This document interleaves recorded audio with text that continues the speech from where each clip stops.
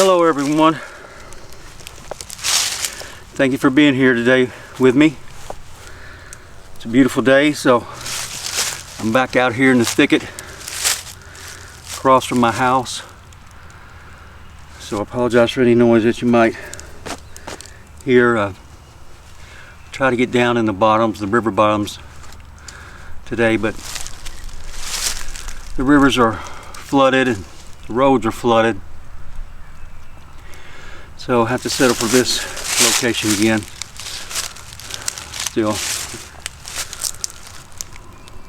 I love this location. I thought I would try to catch up on some of the emails that you guys have sent me, and I'm way behind. So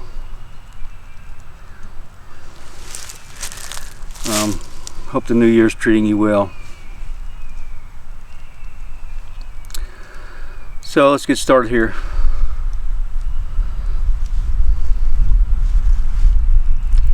Shio Oshi Gwosu. Hello, how are you? My name is Jimmy. I'm from Cherokee, North Carolina. I'm a proud member of the EBCI. I think that stands for the Eastern Branch Cherokee Indians. My people are the heart of the Smoky Mountains. I wish you well and send many prayers.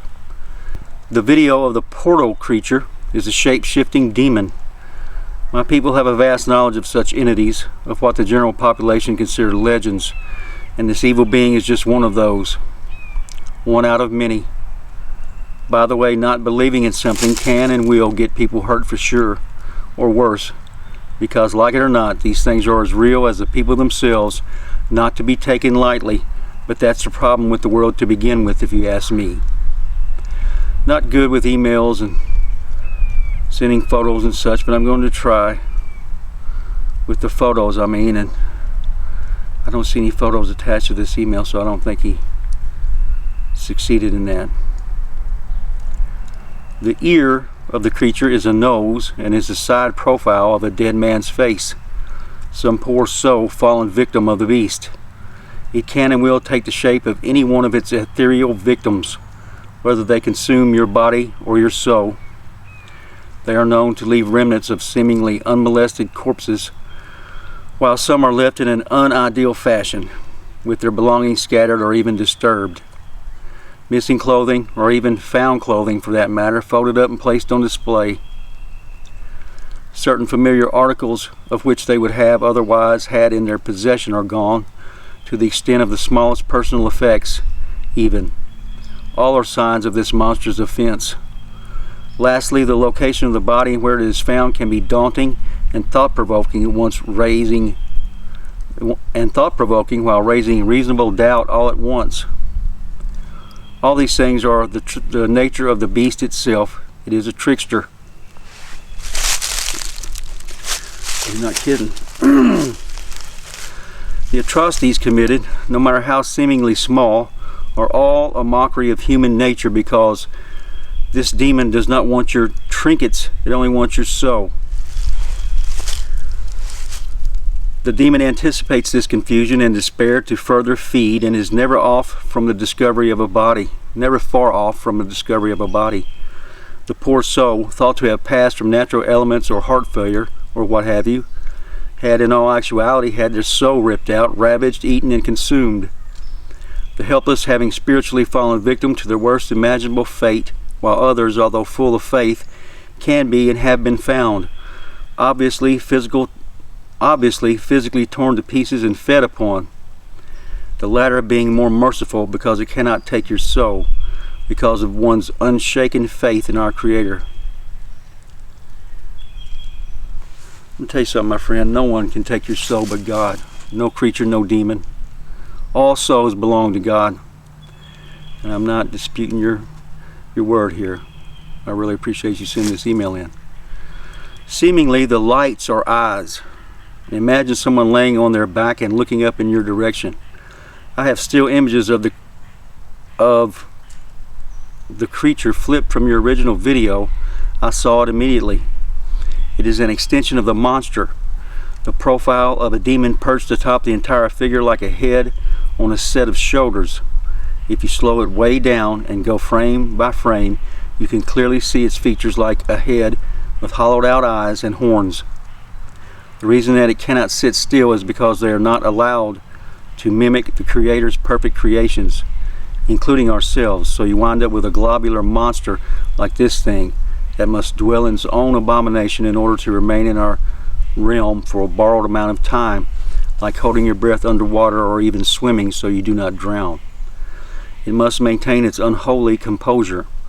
My people have a name for this creature, but I cannot tell you without it finding you directly and wreaking havoc on your soul.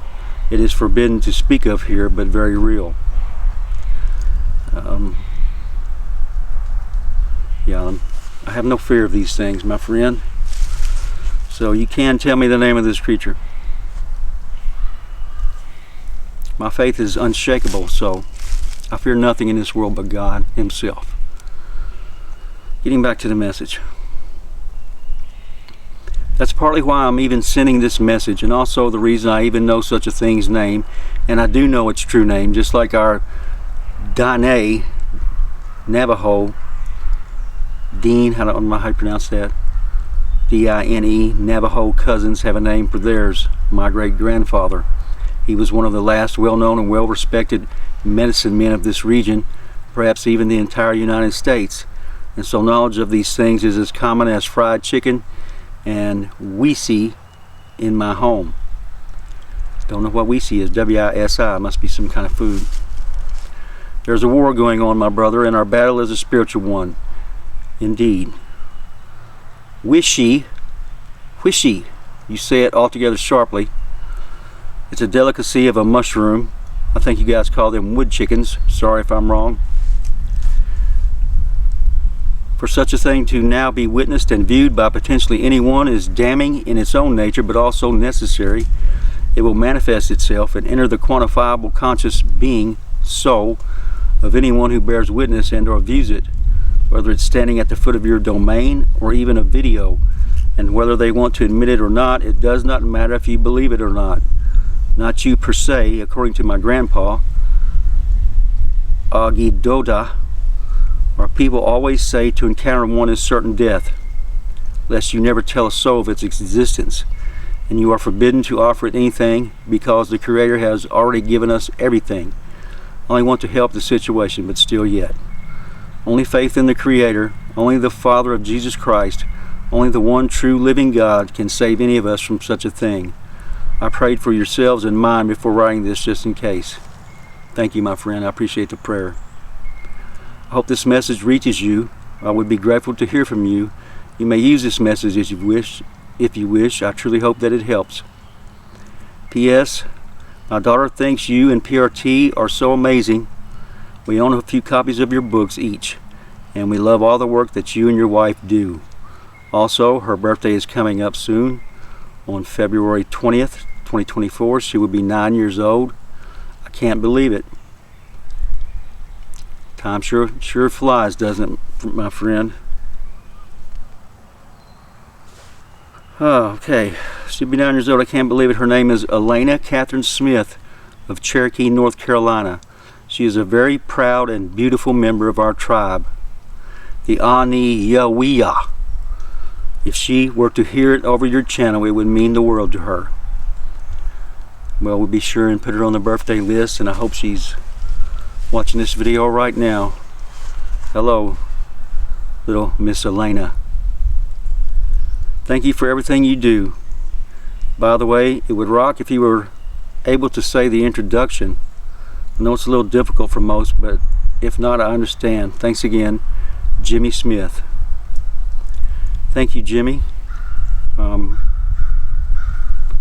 not sure what you mean by me saying the introduction, but thank you for this message. I hope that it helps someone out there. Okay, what else we got here?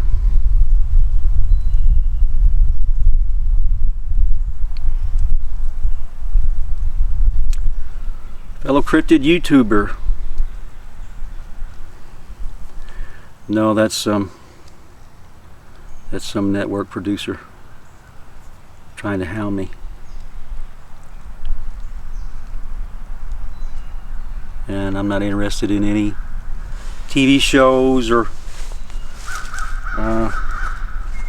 anything like that. Please, if you're a producer out there watching this video and you work for a network, a cable network, please don't waste your time trying to get me to come on your show. I'm not interested. I've had too many bad experiences with network TV shows. So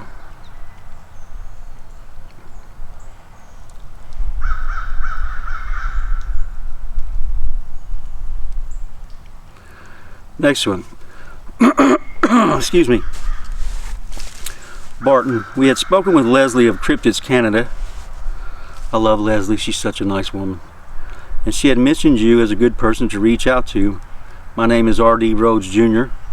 and my wife Brenda and I just published our book, The Bigfoot Finders. Our website is www.thebigfootfinders.com, and I would ask you to please check it out. We photographed well over 60 Bigfoot last year, and the ones on the cover of our book came from Trigg County, Kentucky. That's interesting. Always interesting to me, the things that people see and experience in my home state of Kentucky. Always of particular interest to me. I'm willing to talk about anything from my childhood experiences in Rutherford County to our book and how my wife and I photographed so many of these creatures. Beyond that, it would be nice to talk to someone else from a neighboring state who is shedding light on the reality of these things. We will include a few pictures, a link to our website, as well as my personal phone number. I get a lot of spam calls, so although I would love to talk to you, if you reach out by phone, please text first. Sincerely, R.D. Rhodes Jr. and Brenda Rhodes. Okay.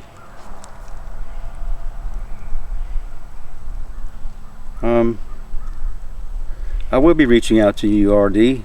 And here's the picture that they included. Hope you guys can see that.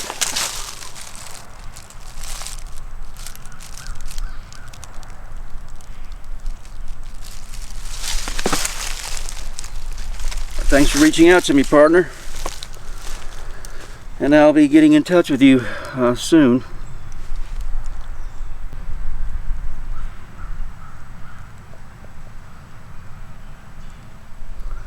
Okay, what else we got here?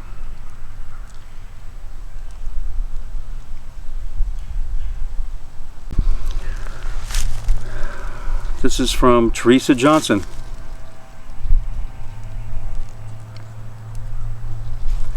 Hi Latisha and Barton. I recently became aware of your channel. I've been listening to different channels since my experiences, but have not been interested in becoming a member of any channel until I became aware of your channel. Well, thank you. That's a very good compliment indeed.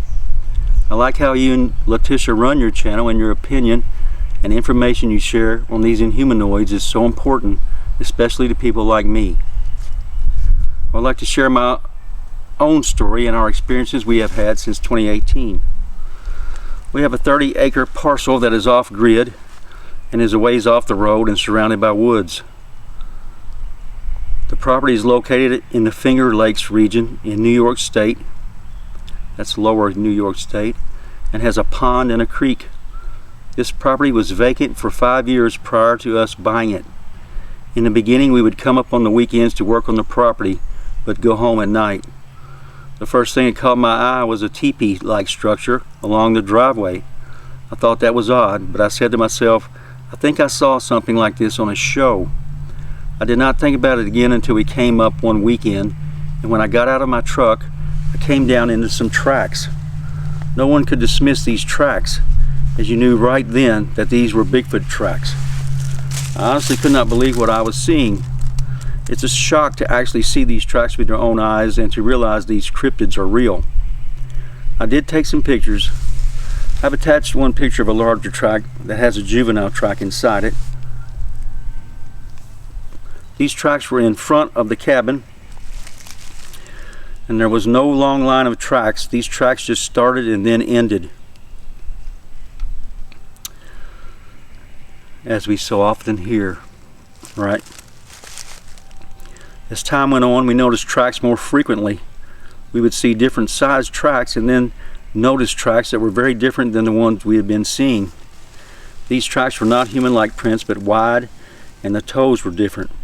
I've attached a picture of this print as well for you to look at. I contacted a couple people that I thought could determine what type of print this was. Each time I was told it was a Dogman print.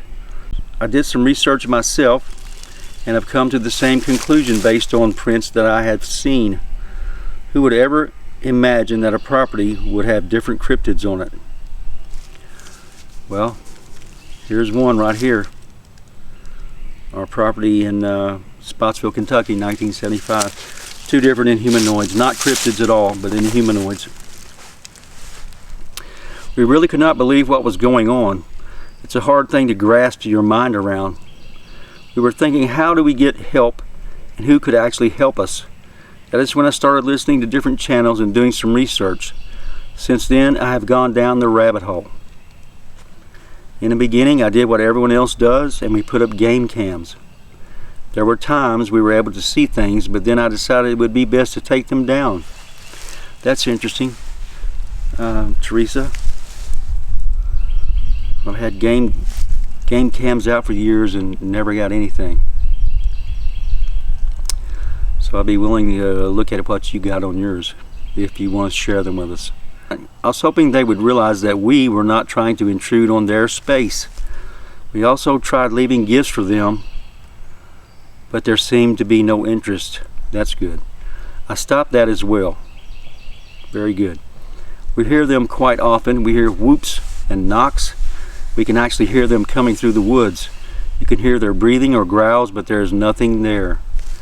That's because, believe it or not, they're in an invisible state. Everyone should realize that these creatures are capable of this, and quit ridiculing it and quit making fun of people who experience this, because I've experienced myself twice. I had my first sighting in the fall of 2020. I was at the pond and I heard something coming through the woods. You know, it's not something small, as the sound is quite loud. Yes, it is. Sounds like a Sherman tank coming through the woods, breaking trees and limbs.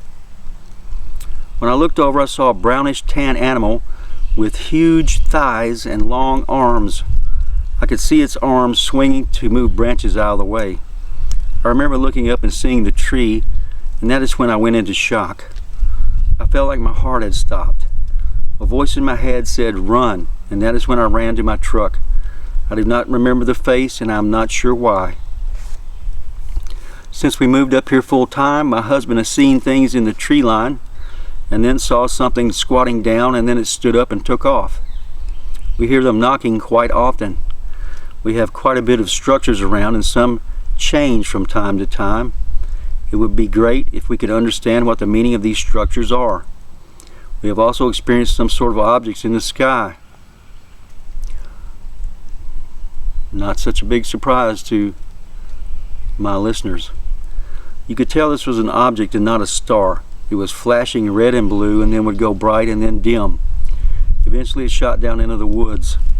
Then a minute or so later, it shot from the woods back up into the sky. Shortly after that, I saw a white orb. We see these objects from time to time. We have not had any bad experience with them yet, and I hope we do not. They have not bothered our animals either. I have made it very clear that my animals are off limits. We try to stay out of the areas excuse me, we feel they are in, so we do not have any issues. If we have to go into any of these areas, I do indicate that we are coming in to do some chores. I know that sounds kind of odd, but it's the only thing I can think of to show we respect their areas and we mean no harm. I think respect goes a long way. There are so many different opinions out there that it's hard to determine what is right. What is happening on my property might be different than what someone else is experiencing. It is. Why is it different from person to person or from location to location? Will we ever know? It's quite amazing to have these experiences, and at the same time it can be quite scary at times. Every day we need to be alert and it can be quite tiring. I hope my experiences will help you during your research. I will continue to share what happens on the property if you feel that it will be beneficial to your research or to others who are experiencing the same things we are. Thank you for your time. God bless you and Latisha and your family. Terry Johnson. Thank you so much, Terry. And I did get in touch with Terry and talked to her on the phone at some length. And she's a very intelligent, well-grounded person. And I let her know that we would all be interested in anything further that she might wish to share with us. So, thanks again, Terry.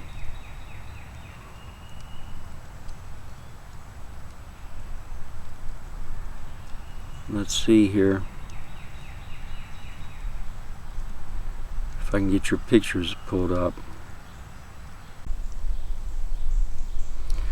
This is the first footprint she sent me with a juvenile print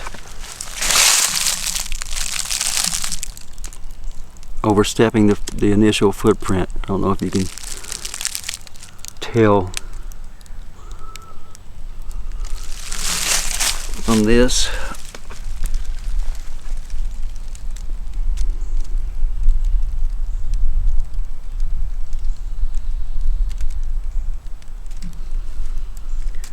Here's another print. You can see that is a very odd three-toed footprint.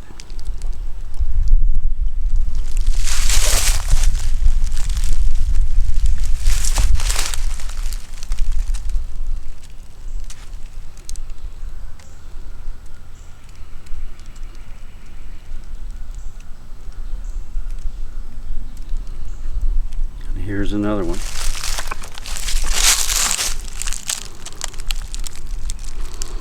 Can you guys see that?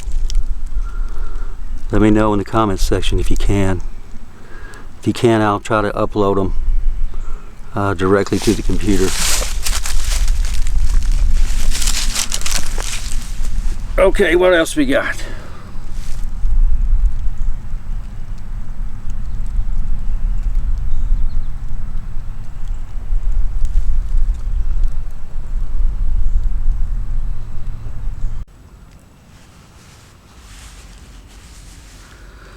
Okay, this is from Samuel Lemon.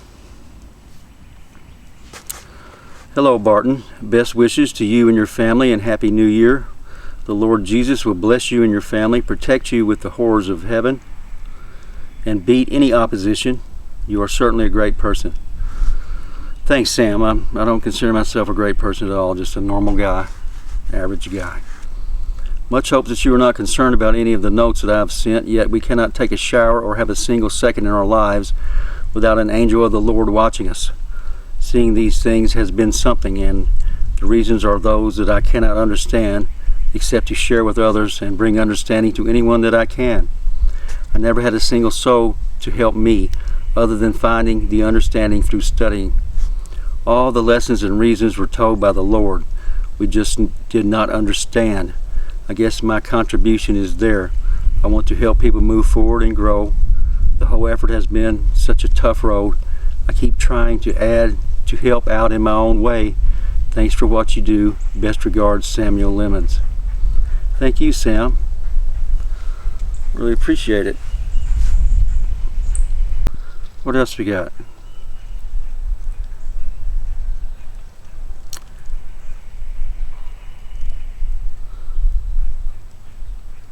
This will be my attempt. This is from Fisher of Spam, and we see him in the chat often. Thank you for being there, Fisher. I'm going to call you that right now, unless you tell me differently. This will be my attempt to make a record of all the paranormal stories and events that have either happened to me or to those around me.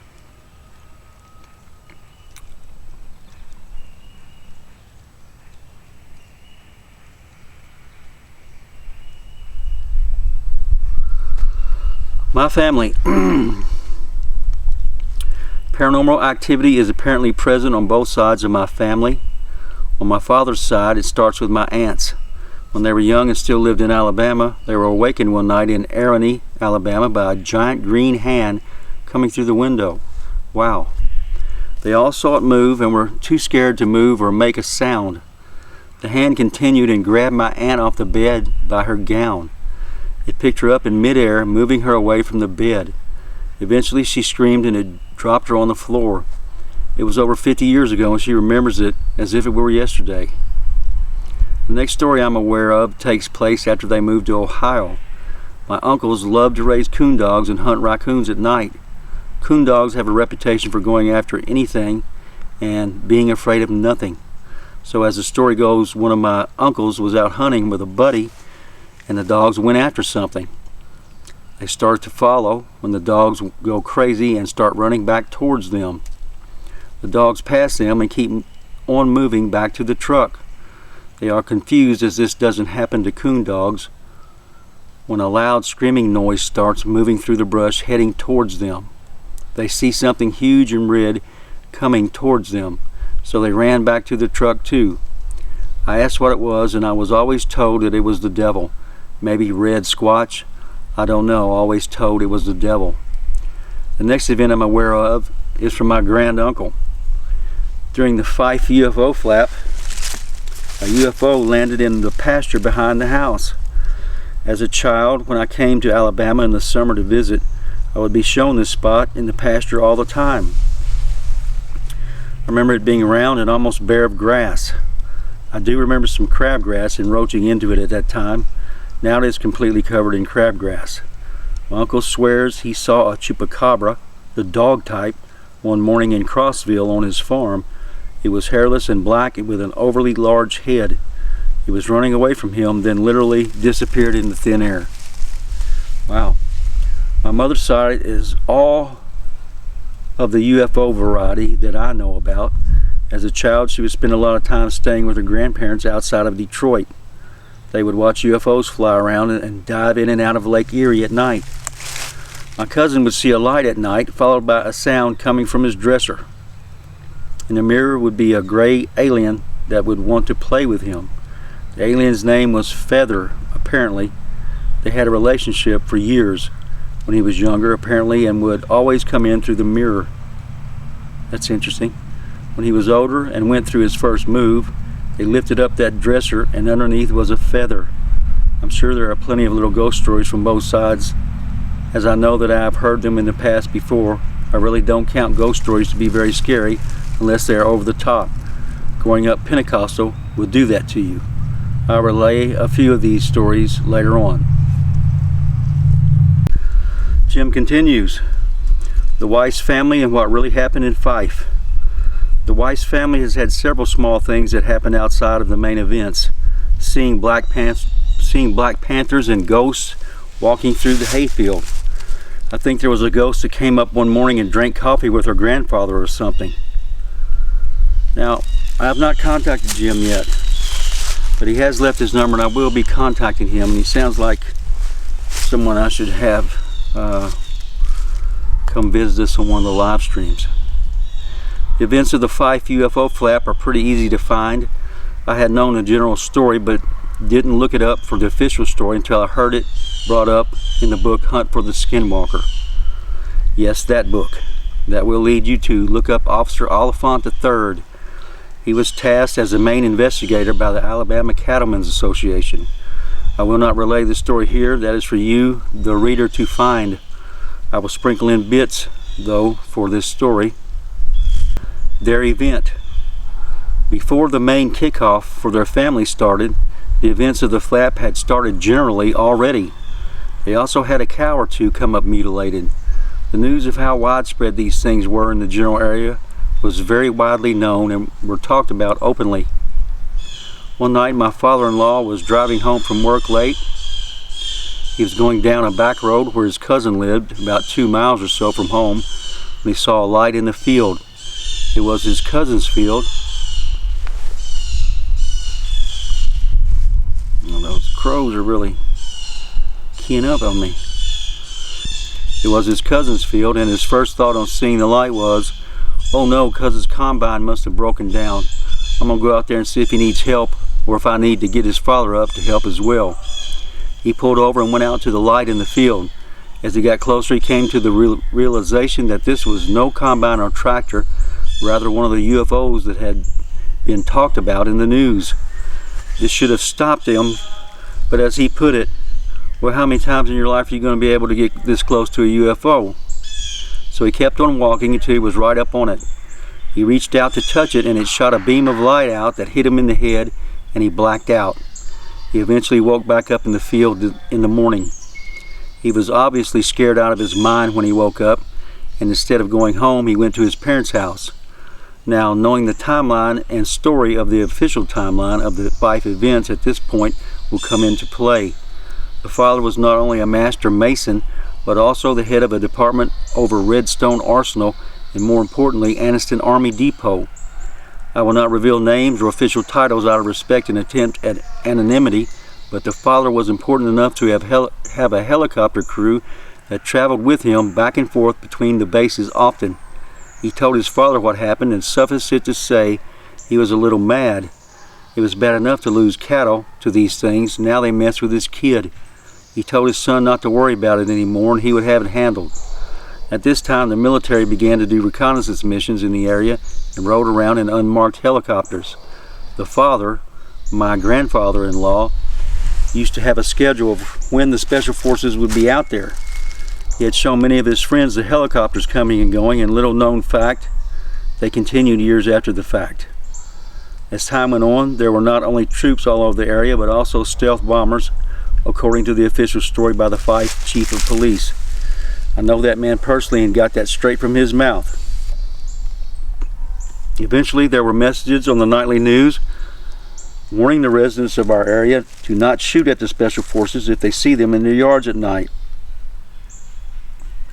I was told that Officer Oliphant and the other guy helping him, the Chief of Police of Albertville, were kind of doing some investigating that wasn't exactly legal. They would sneak onto the property right after things would happen, then gather whatever evidence and then leave. My question is, how did they know where to stake out? Who told them it was all the government investigating mad cow disease? I do know that the guy from Albertville is dead now too.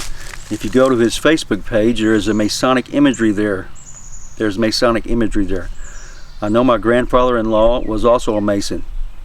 I'm not saying that they're responsible for anything nefarious, but I do find it possible that messages were passed in an unofficial channel to start steering the narrative towards a certain direction so things later on could be covered up the way they wanted. Although I'm not sure how the stakeout that led them to following the unmarked helicopter to the Anniston Army Depot could have happened with a handler. So the UFO flat was stopped by the government, and my grandfather-in-law is directly responsible for it. I wish it would not have started back up. My stories. As far as paranormal things, before my main event kicked off goes, they are pretty tame. 2 demon encounters are interesting, I think.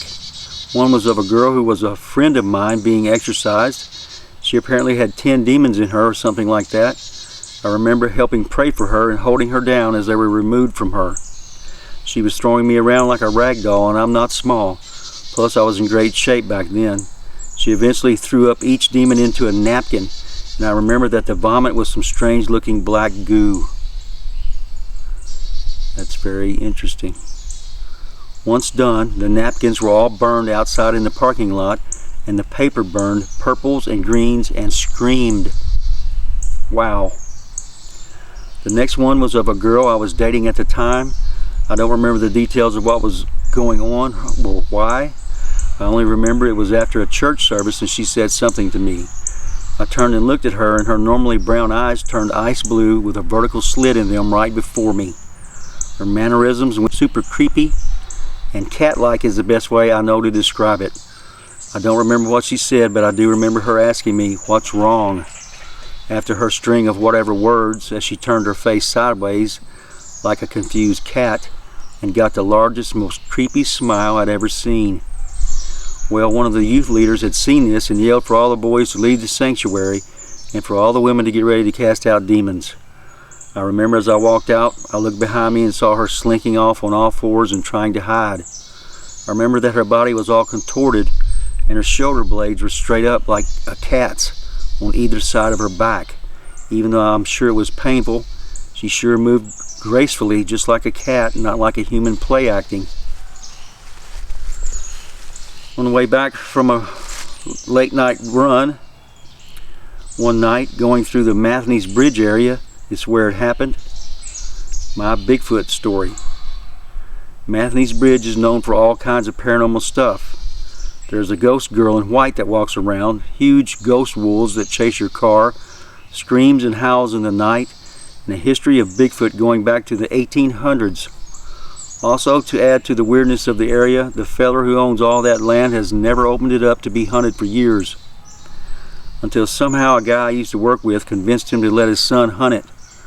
His son shot the first recorded fanged buck over a spike in history. I'm pretty sure it was an 8-pointer, and it was a great big deal. Got him in all kinds of deer hunting magazines, so yeah, it was a very odd place. On our trip, my friend needed to stop and take a leak. He couldn't hold it anymore. We are in the middle of nowhere and desolation. What could go wrong? So I pull over and he gets out to take care of his business. As he is going, I start tapping the brakes on the car to light him up. Obviously, I'm messing with him about being small and such a general ribbing when he starts to scream. He's jumping sideways back to the car, screaming his head off. He gets in and screams to effing go. I'm like, bro, what the hell is wrong with you? Screaming continues to effing go, effing go. So I do, and he is still screaming. I'm laughing at him, but I'm like, bro, what is wrong with you? You turned psycho? He finally calms down and says, there are two things wrong. First, he has zipped himself up and is bleeding everywhere. Oh my goodness. That's yeah. Two, I don't know if anyone's ever done that before, but it's not a pleasant experience. Two, when I hit the brake lights, there was something like 10 feet or so away from him that's eyes would light up with the brake lights. He said it was absolutely massive and at least a foot or two taller than him. He is 6'1" or so. To add to this story, from telling on the live stream, the friend still needed to piss. He refused to let me pull over again, so instead I just slowed way down and he rolled down the window, stuck his whole upper body out the window, and peed all down my car. Apparently that's what I get for being a bad friend, according to him. And I was with him the whole time prior, and I can assure you that we were both sober during these events. One night after band practice, I played bass in a heavy metal band. We were outside and saw a bright light low in the sky. We knew the stories of UFOs, so we all decided to jump in the car and chase the lights down and clap some alien cheeks or something stupid like that. Well, every time we got close to the light, it would wink out in the sky and appear again a town or two away. Well, this went on until I got tired of driving around the whole country. The last one was odd. It was a dream I had while staying at my mother-in-law's house. I had a dream that I had demons on one side of me pulling me. The other side had angels pulling me. Presiding over the event was something else that I couldn't see but only feel. There were many of them watching and uncaring of the situation I was in. Yet why be there if you don't care? It was very ominous. I woke up and on one arm was a large red handprint around my wrist and forearm.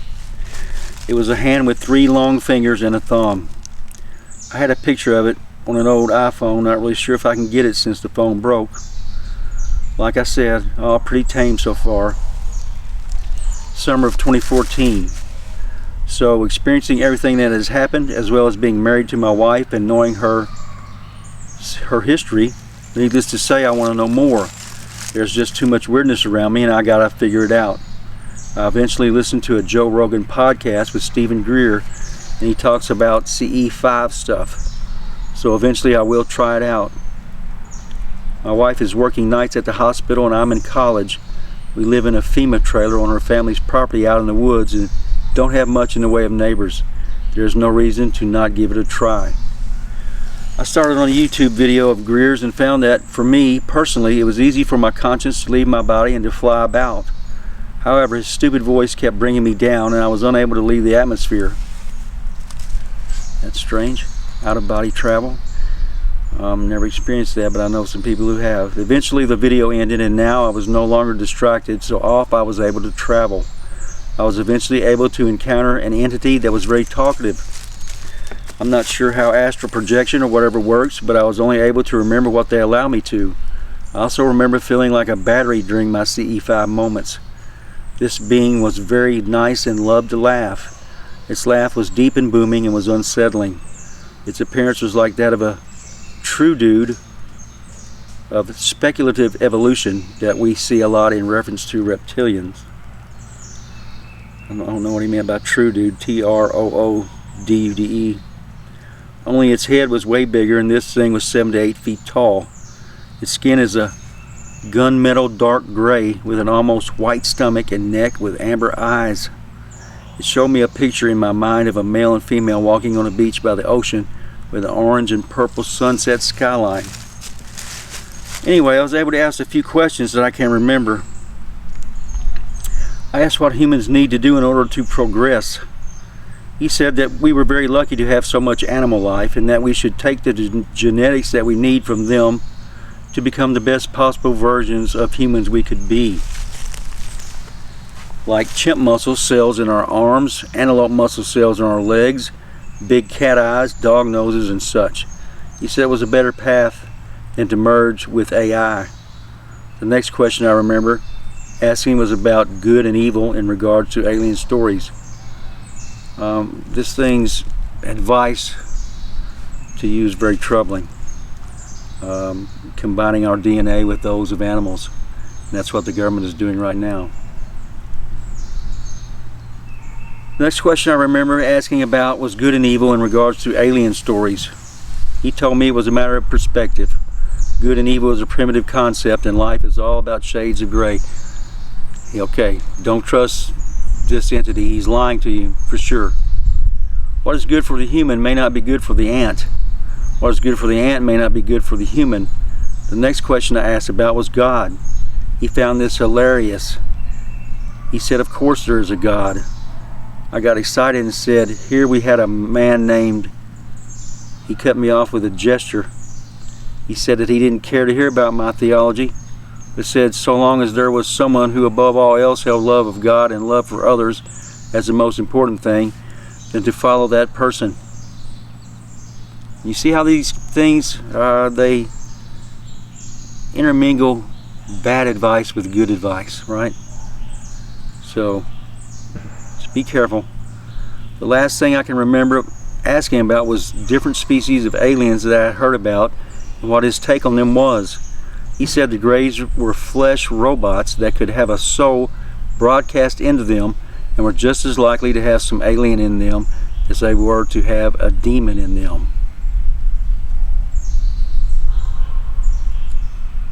Never trust the Greys. Next, Reptilians were very prideful and quick to anger, but not all bad. That they had a bad rap, but you need perspective for them. The Manises were very scary looking, but extremely polite and a good chat. The last that I asked about was the Anunnaki. He was very upset with this one. He said to avoid them at all costs, that I would not like them at all. They are liars and manipulators. That is all I can remember about the first talk. After that, my battery ran out and I fell asleep. I tried this nightly and talked to this entity a good bit. I talked to 2 reptilians and the info I was given was pretty spot on, as both of them hit my astral form, knocking me back in my body and waking me up instantly each time I tried talking to them. They would eventually talk, but I wasn't allowed to remember what we talked about, and instead of showing me what they looked like, they only allowed a bar of visibility over their eyes. Everything else was black, and yes, they were underground. The Manus was like I was told and very nice to me. On first contact, he said he would show me a form of himself that would not scare me.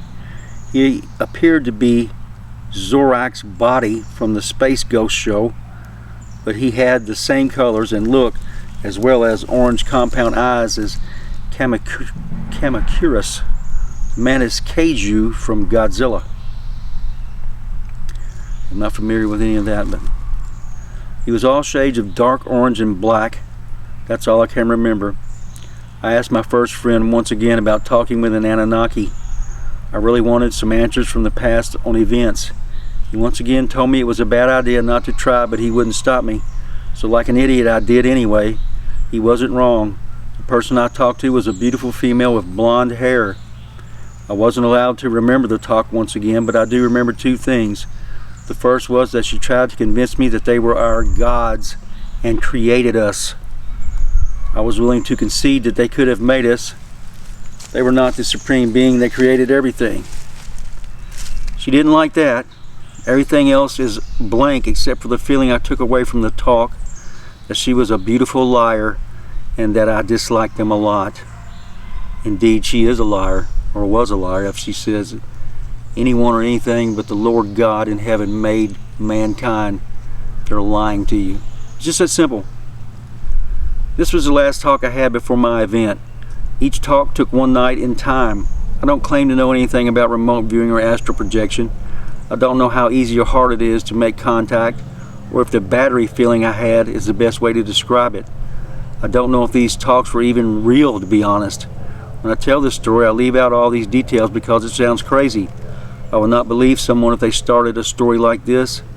But the next night's events made me lean towards it really happening. The power went out for about 30 minutes while writing this part of the email, by the way. I didn't like that.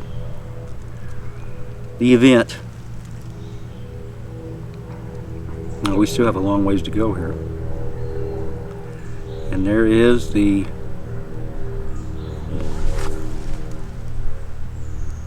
obligatory plane flying over. Okay. Get back to my place.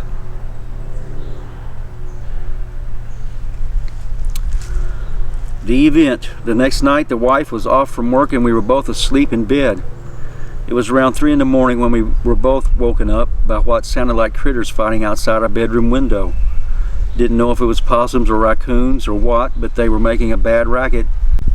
My wife was mad at being woken up and assumed our outside dog was killing something at the window. This line of thinking bothered me as I had a family of raccoons that lived in a hollow tree across the driveway from us. They were very nice and would come out and hang out with me at night when I had a little campfire and drank a beer. The dog never bothered them before, but she did love to kill every other animal that came around. I agreed and got up and went outside to look. There was nothing there. I walked around the camper calling the dog multiple times, but it was just silence.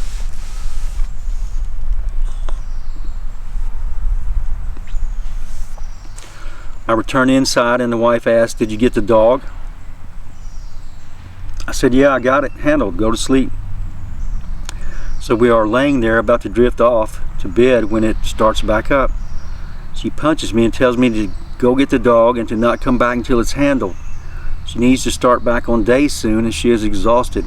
I was already rolling out of the bed before the aggro started and assured her I was going to figure it out. I grabbed a flashlight and shoes and headed out.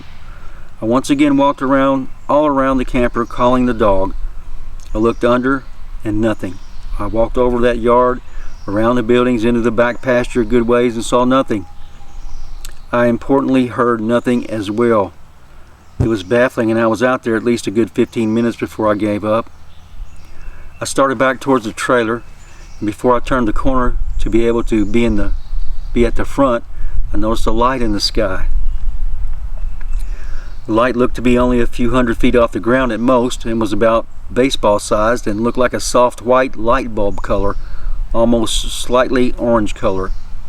I saw that and all the stories flooded my mind. All the CE5 talks that felt real, but I didn't know if they were or not, also came to my mind. My only thought I actually said aloud was, I don't know what the hell that is, but I don't want anything to do with it. So I finished my trip around the corner, thoughts of the pet's safety abandoned. I don't know what possessed me to do what I did, but before I opened that door up, I shined my flashlight up the driveway. I very much regret this now later in life, I really do. If I'm lying, then I'm dying because I know what I saw At the end of the driveway, standing in the middle of the road, is a giant shadow. It's darker than the blackest black, as if this thing is absorbing all the light around it as a reverse predator cloak or something. I don't know how else to describe it. The light I'm using is a rechargeable floodlight, not a spotlight, so I don't know if there's a way to overpower the blackness or not. Although it is not the brightest light in the world, it is lighting up everything around it enough that I can see the outline of this creature. What I see is something that is very tall, at least 7.5 feet tall. It has a slightly larger head, but not disproportional. It has a longer neck that connects to a wide and flat shoulder that forms a triangle type shape with its chest where the ribs end. From there, the stomach comes down, and this thing is skinny. Like I feel as though I could wrap my hands around this thing's stomach. It was as if it had no organs at all, and it was just skin stretching over a spine, connecting everything. The hip is heart-shaped, just like a human's, only once again it's like skin is stretched over a hip bone, like you would see hanging in your science class. Then there are long legs, very long, and appear to have an extra joint. Like where our ankle is, another leg segment comes out, and then the foot starts. It was very bug or mantis-like. Its arms also were very long and skinny. I remember that its hands hung down a little past the knees with fingers that were every bit of 10 inches or longer. Even though this thing was black and absorbing all the light, I could still make out the definition of shapes and depth of this thing's body. As for height, I know what people say about memory and how we as humans judge height. In my defense of stating that it was at least 7 feet tall, more likely 8, I have this. At this time and for years before and after, I worked at a restaurant. One of my best friends was 6'9" and probably taller than that in his work boots. This restaurant is huge, and I am more than aware of how my friends look at that distance from work and him as tall as he is. So that being said, I'm very confident in judging this thing's height.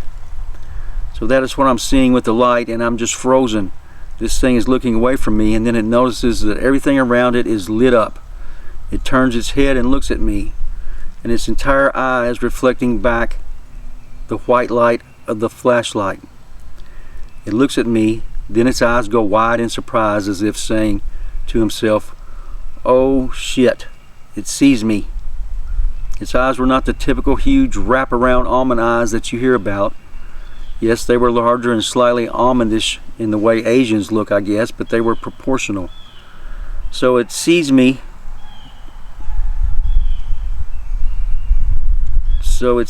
Does the face, it must be a error there, then turns its body and starts to run. I can see about 200 feet down the road from where I'm standing.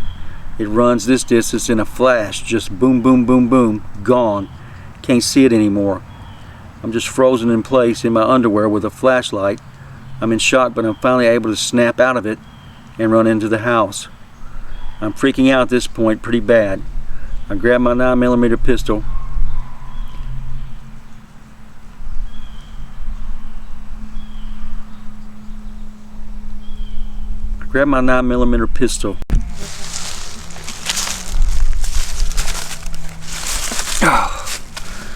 Sorry guys, the battery ran out of my camera. So I replaced the battery, so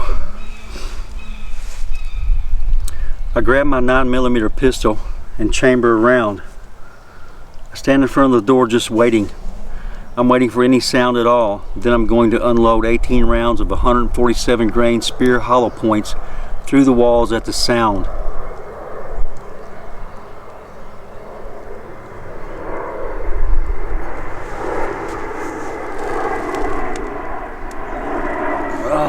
Of course, a passenger jet flies right overhead. And I've got, wow.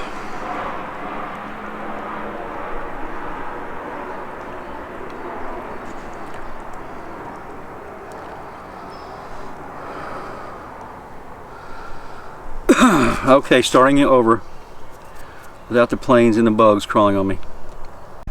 I grab my 9mm pistol and chamber around. I stand in front of the door just waiting.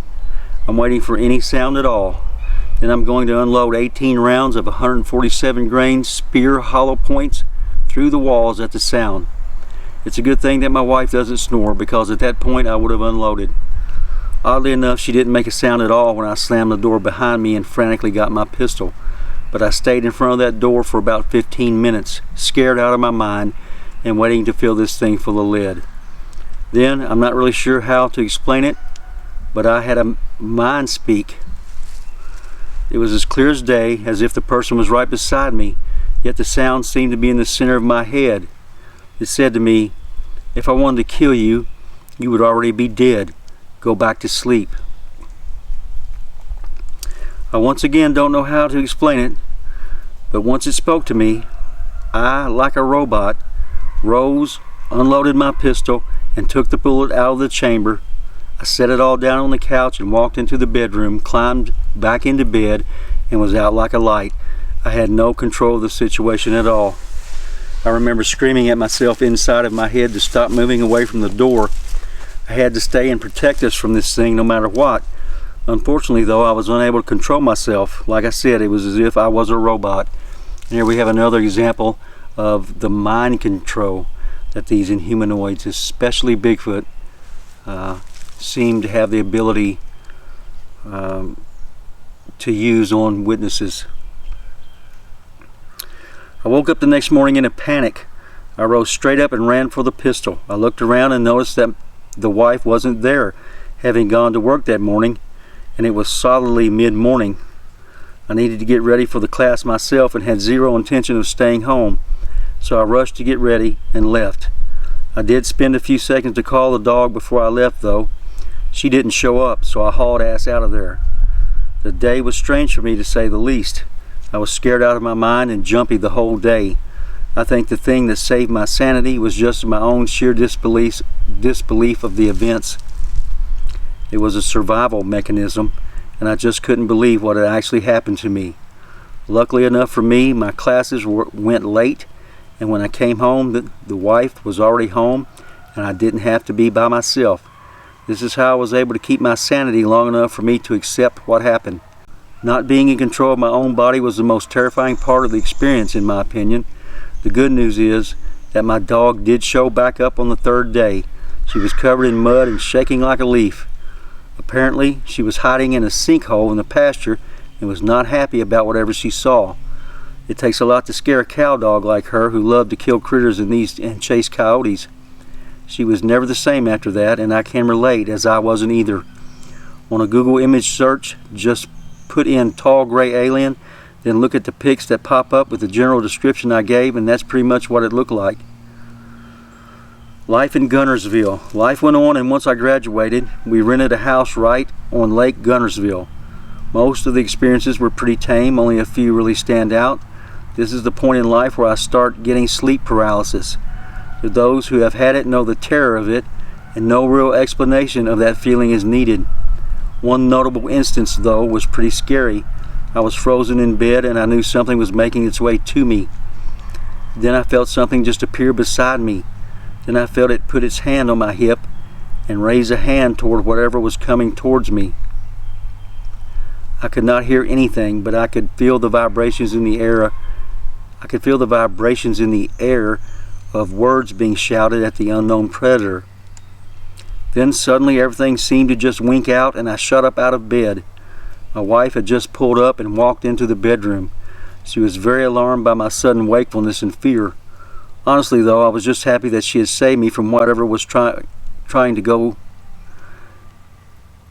She had saved me from whatever was fixing to go down in the room. Obviously, I'm also grateful to whatever showed up to stop the thing from finding me. One night while I was asleep in bed with the wife, and I think the little one was born at this time as well, I was sleeping on my side with my hand up. I was woken up by something grabbing my hand and throwing it down, all while screaming in my ear, "I hate you, get out of here." As you would expect, that did wake me up. I watched as this black shadow disappeared at the foot of the bed. This gave off a bit of a ghost vibe to me, so it didn't really scare me that bad.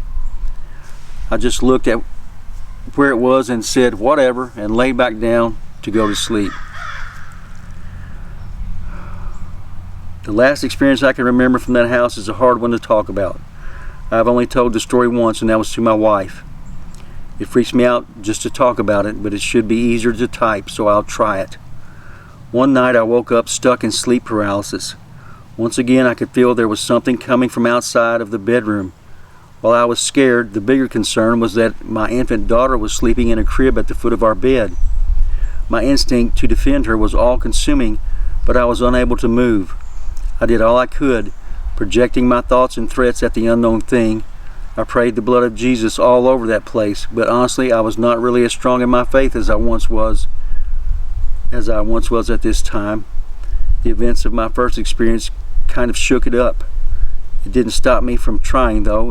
Eventually I remembered the astral project,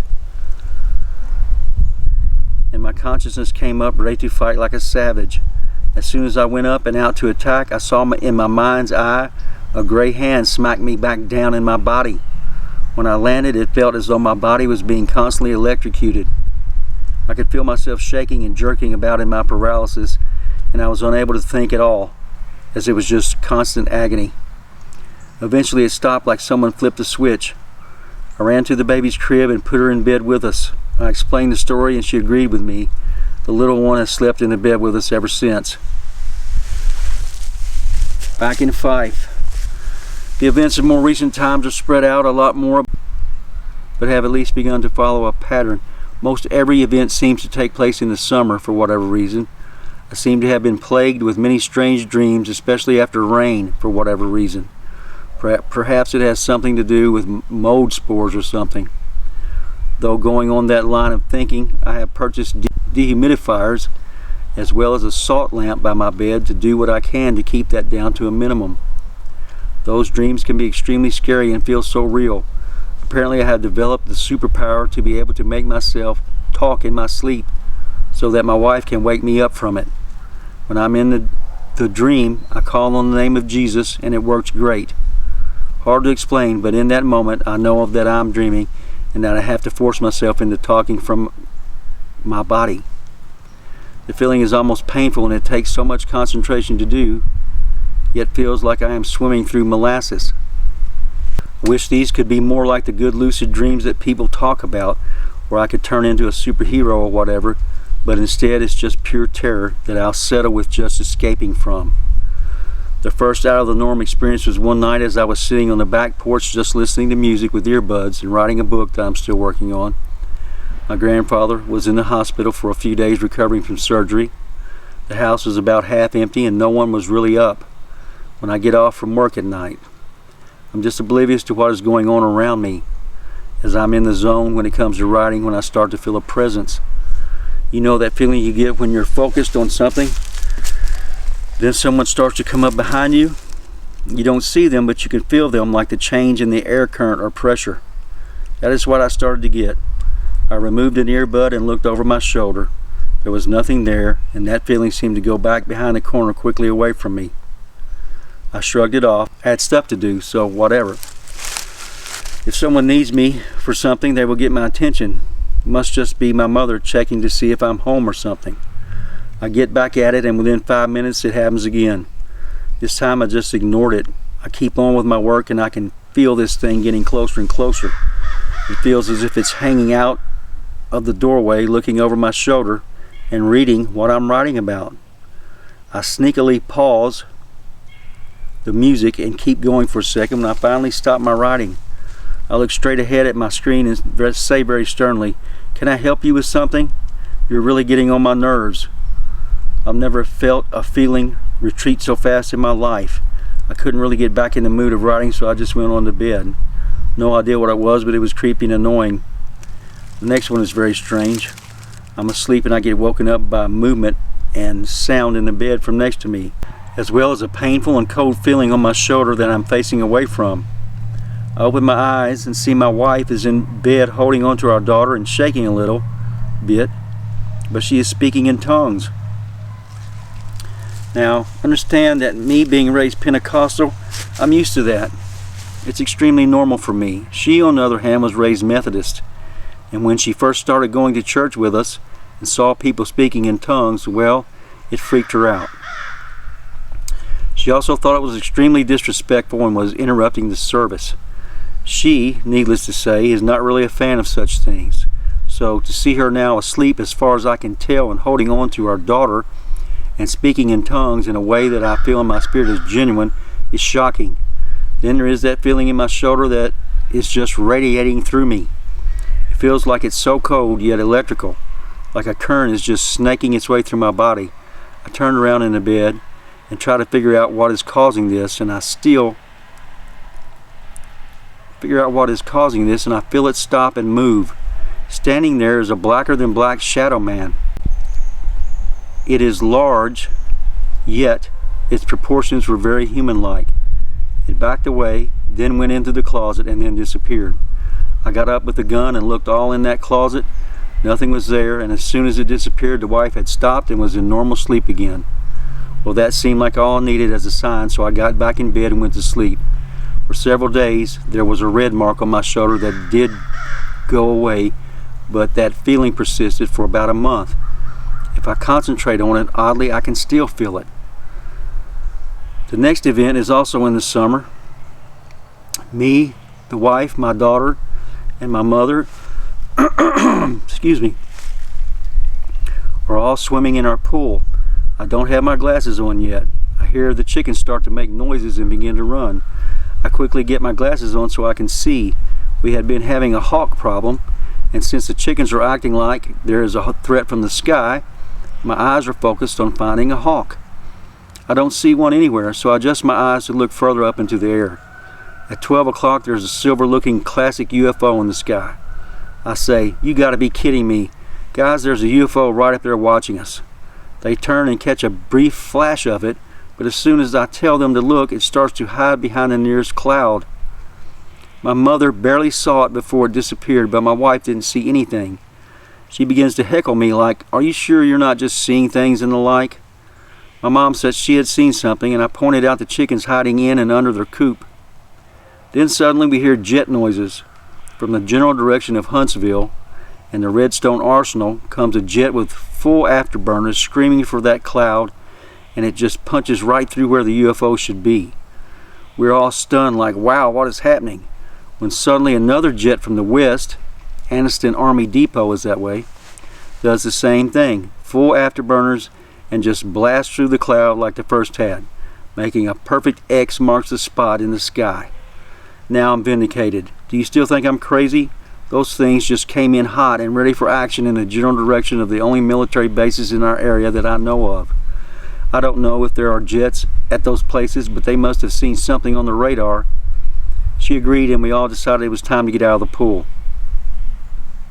The next event is odd to me when I consider everything that happens. I told the story on the live stream as well, but there are details that really don't go well with the telling of the story, as I don't know if they are really connected or not. So it starts by my grandmother saying that she has seen an upright walking bear walking all over the tree line in our woods. So that's odd. But I know we are only 10 miles or so away from Matheny's Bridge and all of that weirdness. So that bothers me, but I just ignore it. No reason to go out there and stir things up and give it a reason to stick around. But about a month later, at work, there's a dog that keeps breaking off its owner's leash while he is out at night on his bike. Kid was weird, but the dog was very sweet. We learned that the thing was about 66% wolf. Also keep in mind that this city has a very large occult population for whatever reason. But yeah, I guess this kid is out riding his bike downtown at night with his wolf dog.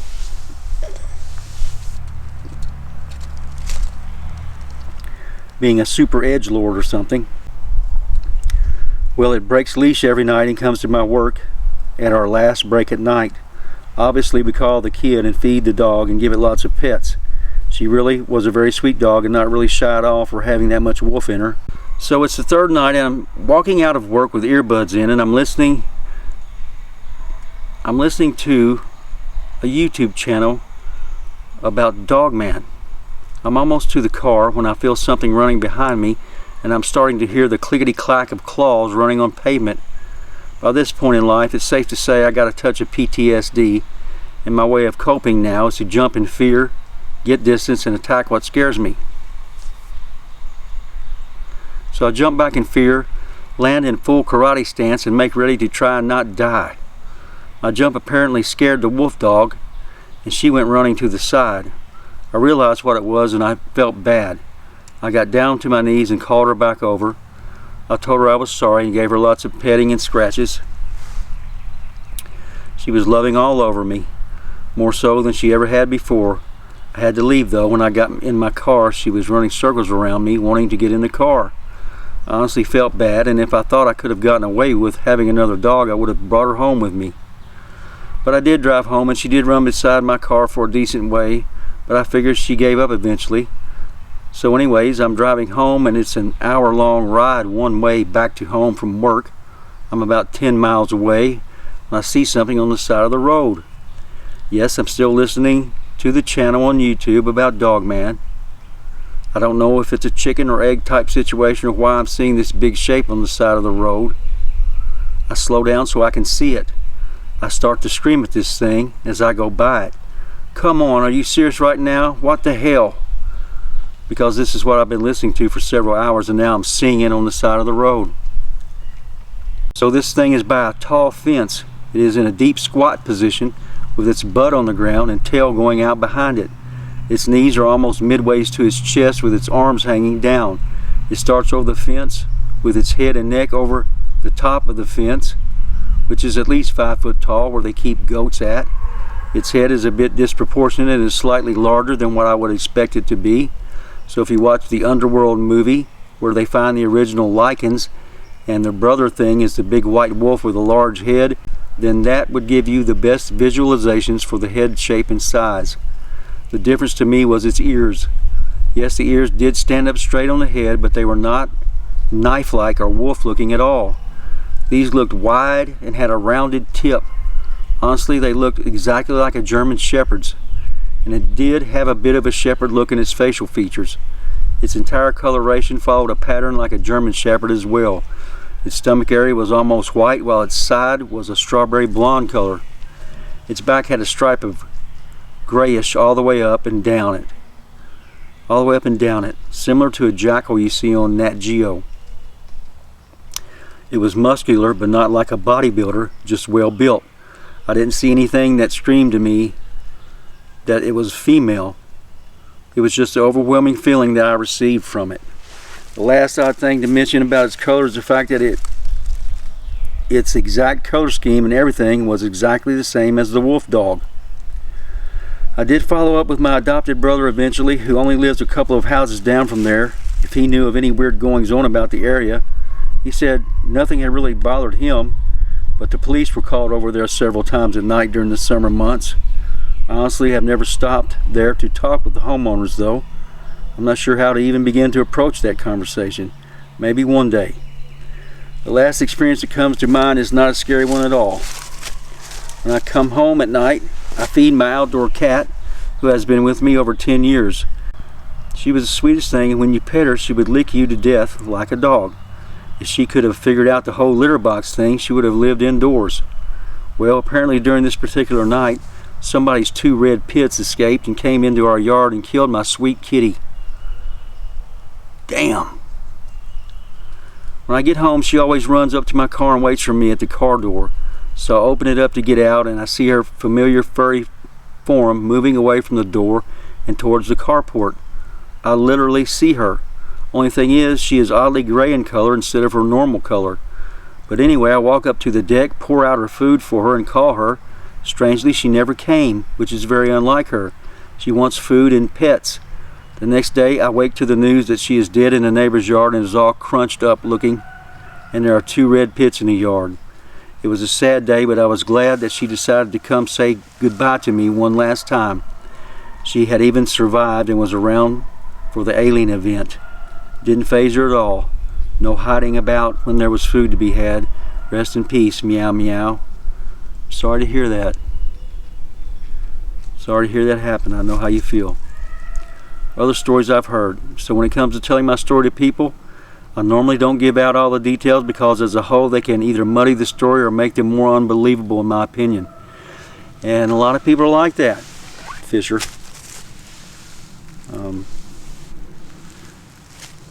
They're too reluctant to share everything, thinking that it would make them sound even crazier than they sound at the offset. But we like to hear every detail here. We don't judge people like that here. So thank you for putting these details in.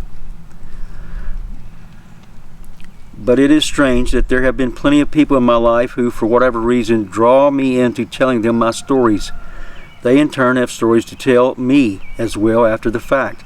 I guess the whole vibe with your tribe of law of attraction thing is true. Most of the people had a military background.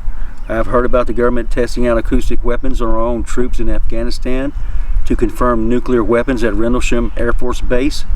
They run the gamut of strange and weird, but they have all been good. I'm not sure if you should share these on the podcast, as permission has not been given to me, but for prosperity's sake, they are worth me writing down to not forget, as well as just giving more information that may help elsewhere. The first one is pretty fast. My friend was driving one night south of me, I believe in Etowah country, for prom. Apparently this creature ran out in front of them on the road and was on all four legs and had a look of terror on his face for whatever reason. He called it a wendigo, but the way he described it to me sounded like a crawler or a rake. Next was a friend who was out hunting close to his house. He was sitting there waiting for a deer when movement on the ridge caught his eye above and across from him. He thought it was a big black dog that looked to him like a Labrador type of dog. It stopped and was looking around when he noticed its tail was moving up and down like a cat's would, as it looked like a cat's tail. That caught him off guard and he didn't know what to think of it. He did know it was messing up his hunt though at the end of the night, and that made him mad. He stood up and yelled at the thing to go on, get. The thing turned and looked at him and then stood up on its hind legs. This freaked him out, so he ran home. He could hear it circling the brush of the tree line at his house, and he yelled for his parents to come out with a flashlight. He turned it on and they all saw yellow eyes reflecting back at them circling the house. He eventually shot up in the air and it scared off the beast. The next day he went back out and found footprints from the thing and took a picture. The picture he showed me was very dog or wolf-like, and he had a big ballpoint pen beside it for size reference, and it was every bit as long as that pen. The last one worth sharing happened on a military base. My friend was in the Guard and was monitoring a satellite that was over an active battle in Afghanistan. So over the area was a triangle-shaped UFO like what you see on TV. White lights in the middle and a large red one in the center. Or is it opposite? Either way, you know what I'm talking about. This freaked him out. Yes, I do. I've seen the triangular-shaped UFO myself. This freaked him out as his mother had a story of running from a triangular-shaped UFO, just like this one when she was pregnant with him. That timeline lines up with the Fife UFO stuff as well, though on the later bit of it, and it was 50 miles or so north. So he had that as reference and is now seeing that on his screen. He tries to call Sergeant so-and-so over to him. He is ignored. He tries again to no avail as other people are looking at other feeds, and he is talking with them about it. Finally, he decides to make a scene and call out for Sergeant such and such and stand at attention. Well, the sergeant comes over to him with murder in his eyes. He asks him what is so important, and my friend just points at the screen. The sergeant basically says, "Oh shit. Cut the feed and redirect into my office. I'll see you there in a second."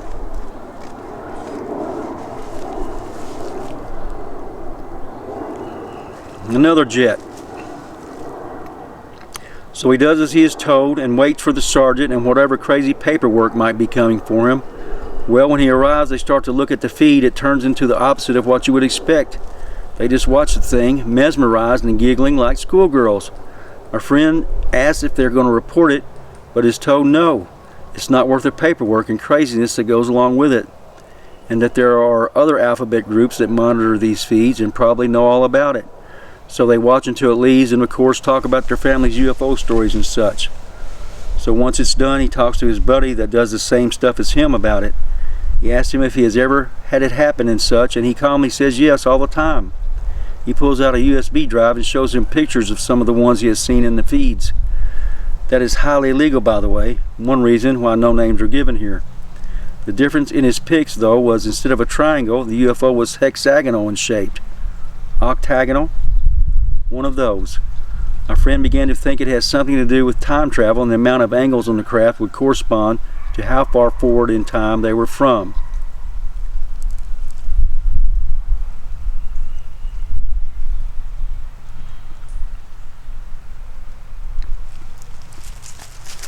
(6/21/23) Wednesday morning, 5:30 a.m. It was raining.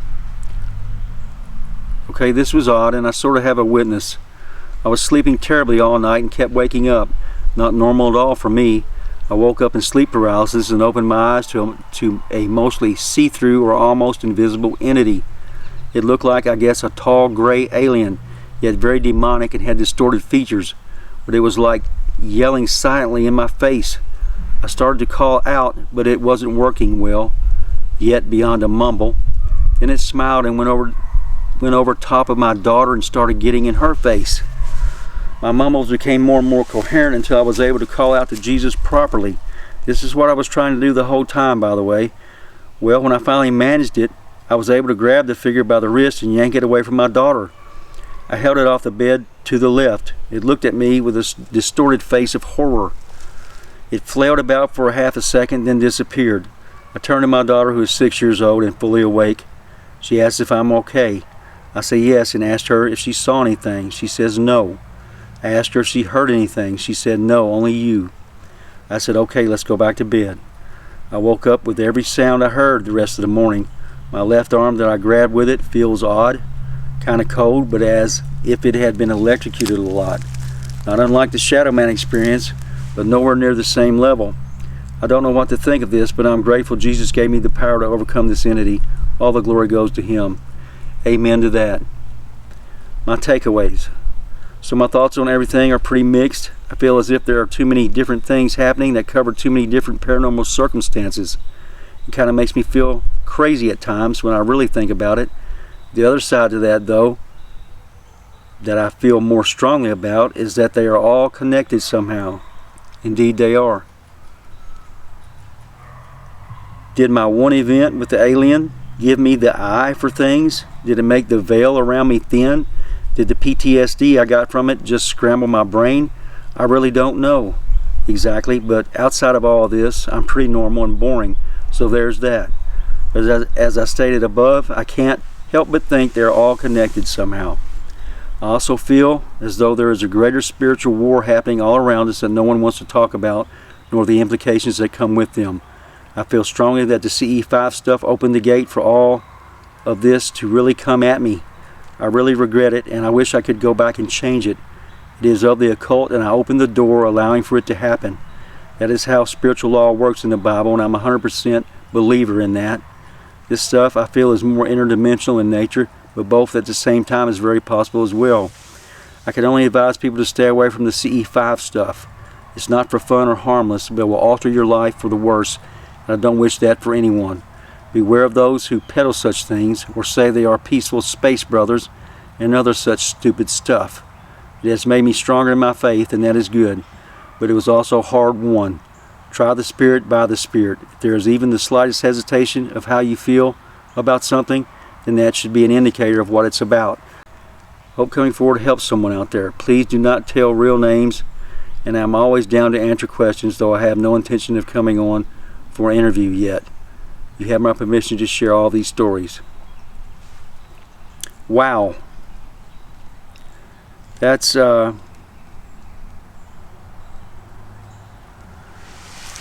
was one hell of an email, Fisher. And I sure appreciate it. Like I say, I'll be giving you a call very soon, even if you don't want to come on. And I have no idea whose live stream you were on that you mentioned. No, it wasn't mine. So maybe one day you can change your mind and come tell my viewers in person about all these crazy things that's happened to you.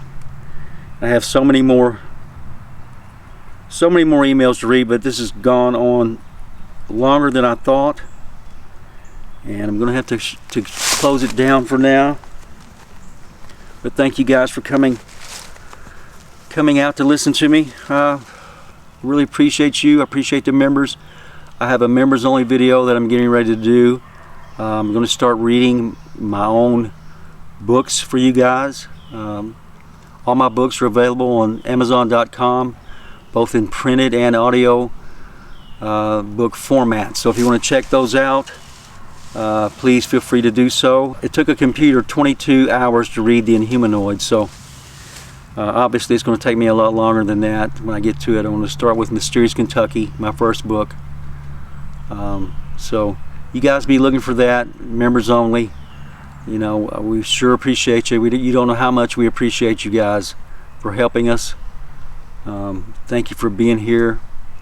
God bless each and every one of you that listens to this video all the way through. You see that there's a true connectivity to all these unexplained phenomena. So I'm going to get out of here now and go back home and get something to eat. So until next time, we love all of you. Thank you so much for your attention and your time. Y'all try to be nice to one another, okay? It's not hard to do, and you'll be the better person for it. So thanks again. We'll see you next time, all right? God bless each of you.